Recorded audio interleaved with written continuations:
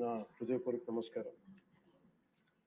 ఎంతో హుందాగా ఈ గౌరవ చట్టసభను నడుపుతున్న మీ విధి విధానాలకి, అలాగే చట్టసభలో సమయపాలనను పాటిస్తూ సభ్యులందరూ ఎంతో హుందాగా, ఎంతో గౌరవప్రదంగా ప్రజా సమస్యల్ని, వాటి పరిష్కార మార్గాలను వెతకాలని మా అందరికీ మీ అపారమైన అనుభవంతో దిశానిర్దేశకత్వం చేస్తున్న మీకు జనసేన పార్టీ తరపు నుంచి, మా ఎన్డీఏ కూటమి తరపు నుంచి నా హృదయపూర్వక నమస్కారం, కృతజ్ఞత.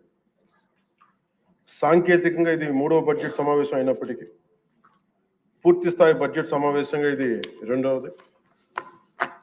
5 కోట్ల పైచిలుకు ప్రజలు ఆశల్ని, ఆకాంక్షల్ని ముందుకు తీసుకువెళ్తూ వారి కష్టాలకి, కన్నీళ్ళకి పరిష్కార మార్గాలను వెతకడానికి 164 మంది సభ్యులున్న ఎన్డీఏ కూటమిని తన అపారమైన 4 దశాబ్దాల రాజకీయ పాలనా అనుభవంతో రాష్ట్ర విభజన సమయం నుంచి గత ప్రభుత్వ అవినీతి, అరాచక పాలన వల్ల వచ్చిన వారసత్వ సమస్యలన్నింటినీ పరిష్కరిస్తూ సంక్షేమంతో పాటు ఆంధ్రప్రదేశ్ అభివృద్ధి పదం వైపు నడిపిస్తున్న గౌరవ ముఖ్యమంత్రి శ్రీ నారా చంద్రబాబు నాయుడు గారికి నా హృదయపూర్వక నమస్కారం.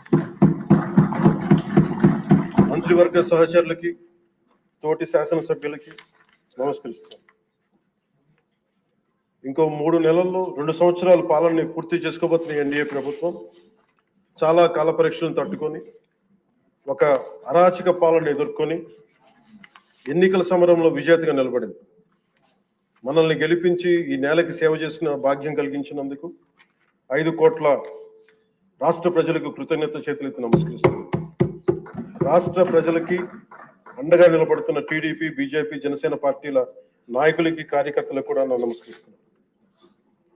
నీలో సాహసం ఉంటే దేశం అంధకారంలో ఉంటుందా అని కవి శేషేంద్ర గారు రాసిన వాక్యానికి నిలువెత్తు ప్రతిరూపం భారతదేశ గౌరవ ప్రధానమంత్రి శ్రీ నరేంద్ర మోదీ గారు.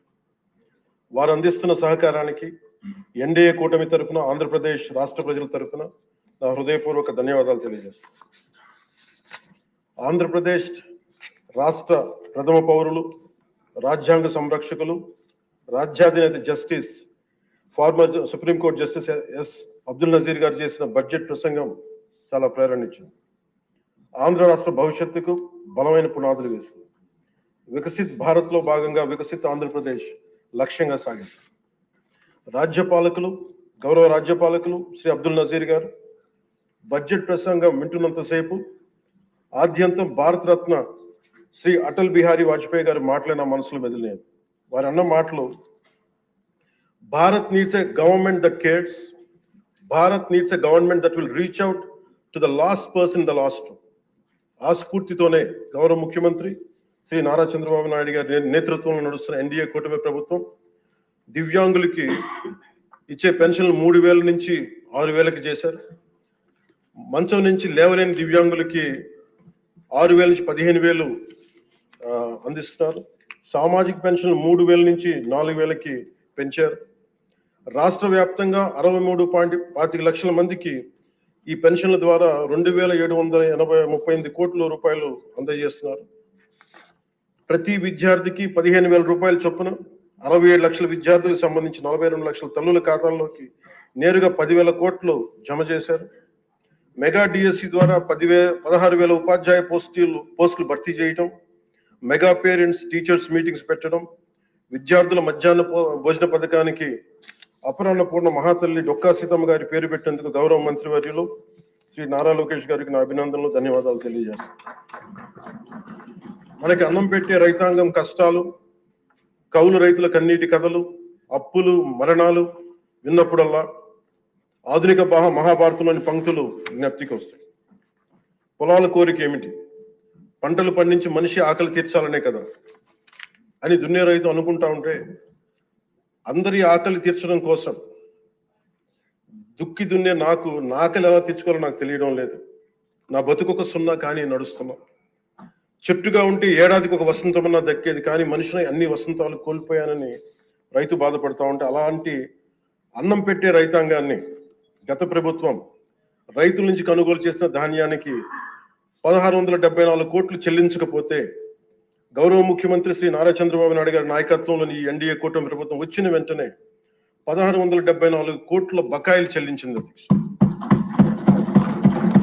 అది కాకుండా ఈ అది పే చేసిన తర్వాత దాని తర్వాత 10,650 కోట్లు 7.37 లక్షల రైతాంగానికి 24 గంటల్లోనే 10,650 కోట్లు వారి ఖాతాల్లో జమ చేయడం జరిగింది. ఇంకొక 53,000 మంది పైగా రైతులకి 48 గంటల్లో సుమారు 1000 కోట్లు చెల్లించడం జరిగింది. తొలకరి వర్షం తర్వాత జలదానం చేసిన మేఘాలకి భూమిలో ఉన్న ఒక చిన్నారి గింజ మెడ బయట పెట్టి మొదటగా వచ్చిన 2 ఆకులను చేతులుగా జోడించిందంటే కృతజ్ఞతలు తెలిపిందని ఒక కవితా పంక్తుల్లో ఉంటాయి. అలా ఆ చిన్నారి మొలకలాగా ఈ ఎన్డీఏ ప్రభుత్వం అన్నం పెట్టే రైతాంగానికి కృతజ్ఞతతో అండగా నిలబడుతుంది. అలాగే గౌరవ సభ సాక్షిగా కౌలు రైతుల కష్టాలు కన్నీళ్లు తెలిసిన వాడిగా మీ వాడిగా చెప్తున్నాను. కౌలు రైతాంగానికి భూమిని ఫలాలుగా పంటలుగా మార్చే ప్రవీణత ఉన్నవాడు ధైర్యం కోల్పోనక్కర్లేదు. మట్టిలో ఉన్న కస్తూరి తీసే మనిషికి జీవన పరిమళాల కొరత లేదు. సోదరులైన కౌలు రైతులందరికీ మీరు ధైర్యంగా ఉండండి. మీరు నిండు నూరేళ్లు బతకాలి.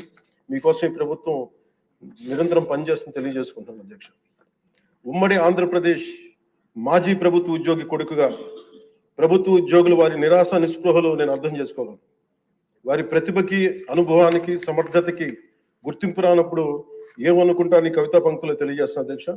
ఈ దేశం నా ప్రతిభకు ఒక సమాధి, ఎంత దూరం నడిచినా ఎప్పుడు దూరం అంతే. అందుకే పంచాయతీరాజ్ శాఖ బాధ్యతలు తీసుకోగానే, రూరల్ వాటర్ సప్లైస్ బాధ్యతలు తీసుకోగానే 10,000 మందికి పైగా ఏకకాలంలో ఈ ఎన్డీఏ ప్రభుత్వం నారా చంద్రబాబు నాయుడు గారి నాయకత్వంలో ప్రమోషన్ ఇచ్చాం అధ్యక్ష. ఎలాంటి సిఫార్సులు లేకుండా 77 మందికి తొలిసారి జిల్లా పరిషత్ సిఇఓలుగా ప్రమోషన్లు ఇచ్చాం. సంస్కరణలో భాగంగా 77 డిడిఓ కార్యాలయాలు ప్రారంభించాం. దీనికి అండగా నిలబడ్డ గౌరవ ముఖ్యమంత్రి గారికి నా హృదయపూర్వక ధన్యవాదాలు తెలియజేస్తున్నాను. ఒక దేశాభివృద్ధికి ఆయువు పట్టు రహదారు లేని చోట అభివృద్ధి శూన్యం. అభివృద్ధికి మూలమైనది రహదారులతో పాటు విద్యుత్తు, తాగునీరు, విద్య, వైద్యం, డ్రైన్స్ అండ్ శానిటేషన్. దాదాపు 2 ఏళ్ల పాలనలో ప్రపంచ కప్ గెలిచిన visually challenged women cricket team captain Deepika మొదలుకొని మొన్న పోలీస్ జాబ్స్ కి లెటర్స్ ఇస్తున్నప్పుడు ఉద్యోగంలో వచ్చిన యువ కానిస్టేబుల్ కానీ, ఉదయగిరి నియోజకవర్గంలో స్కూల్ పిల్లలు కానీ, ఇలా ఎందరో ఒకటే అడిగారు అధ్యక్ష. మాకు కనీసం నడవడానికి, మా స్కూల్కి వెళ్ళడానికి, మా ఊర్లు వెళ్ళడానికి, మాకు రిలేటెడ్ ఊర్లు వెళ్ళడానికి రోడ్లు వేయండి అని నిండు గర్భిణీలు కూడా ప్రాణాలు అరచేతులు పట్టుకుని కొండలు గుట్టలు దాటుకునే పరిస్థితుల్లో జాతీయ ఉపాధి హామీ పథకం కింద పిఎం జన్మన్ రాష్ట్ర ప్రభుత్వ నిధులతోటి అడవి తల్లి బాట పేరిట 625 గిరిజన గ్రామాలను అనుసంధానిస్తూ 1005 కోట్లతోటి 1069 కిలోమీటర్ల రహదారుల నిర్మాణం చేపట్టాం. దాంట్లో దాదాపు సగం పైగా రోడ్ల నిర్మాణం పూర్తి చేశాం. కొన్ని రోడ్లు గంటల వ్యవధిలో కూడా మంజూరు చేశాం అధ్యక్ష. అలాగే మారుమూల ప్రాంత ప్రజలు, గిరిజన ప్రాంత ప్రజలు గొంతిమ కోరికలు కోరలేదు అధ్యక్ష. వారు అడుగుతుందల్లా చిన్నపాటి రోడ్ల సౌకర్యం వారు అడిగేది. ఆ రోడ్లు మంజూరు చేసినప్పుడు, పూర్తి చేసినప్పుడు ఆ ప్రజల కళ్ళలో నాకు కనిపించేది ఇవే. గుక్కెడు నిశ్శబ్దం తాగి చిరిగిన చీకట్లు కప్పుకొని పడున్న నాకు కమ్మని ఆశాముద్రమ కానుకగా తెచ్చాం. స్వాతంత్రం వచ్చి 7 దశాబ్దాలు దాటిన విద్యుత్ వెలుగులు లేని 17 కుటుంబాలు చెంది ఒక మారుమూలన గిరిజన గ్రామానికి ₹1 కోటి పైగా వెచ్చించి 17 కుటుంబాలున్న గ్రామానికి 9.6 కిలోమీటర్ల మేర 200 పైగా విద్యుత్ స్తంభాలను పాతి ట్రెడిషనల్ పవర్ తో పాటు పిఎం జన్మన్ పథకం కింద సోలార్, విండ్ ఎనర్జీతో పాటు హైబ్రిడ్ విద్యుత్ వ్యవస్థని ఏర్పాటు చేశాం అధ్యక్ష. ఆ విద్యుత్ వెలుగుల్లో, గిరిపుత్రుల్లో, గుండెల్లో నాకు ఈ భావన చాలా బలంగా తెలుసు. వెలిగిన బల్బును చూసి వారు ఒకటే అనుకున్నారు అధ్యక్ష, పొద్దు గుంకితే చీకట్లో బతికే ప్రజలు ఆ వెలుగుతున్న బల్బును చూసి ఎన్నాళ్ళకి మా అతిథిగా వచ్చాం, ఈ సుధీల కుటీరానికి ఇంత వెలుతురుని తెచ్చామని వారి గుండెల్లో ఉన్న వారికి ఆ భావన నాకు నిజంగా తెలిసింది అధ్యక్ష. గౌరవ ప్రధాని శ్రీ నరేంద్ర మోదీ గారు వ్యక్తిగతంగా జల్ జీవన్ మిషన్ చాలా ఇష్టపడి ఎంతో బడ్జెట్ దాదాపు 191,011 కోట్లు ఆయన 1924 మధ్యలో ఈ జల్ జీవన్ మిషన్ కి బడ్జెట్ నిచ్చి ఈ దేశ సగటు పౌరుడికి కనీసం సరాసరి 55 లీటర్ల రక్షిత మంచినీరు అందించాలని లక్ష్యంగా ముందుకు వస్తే గత ప్రభుత్వం కేంద్రం నుంచి 27,000 కోట్లు కేంద్ర ప్రభుత్వం ఆమోదం తెలిపితే ఖర్చు పెట్టింది వాళ్ళు దాదాపు కేవలం 4,000 కోట్ల అధ్యక్ష. అందులో కేంద్రం వాటా 2,000 కోట్లు. 4,000 కోట్లు ఖర్చు చేసి పైప్ లైన్లు వేయడం తప్ప ఒక్క గ్రామానికి సంపూర్ణంగా నీరు ఇచ్చింది లేదు.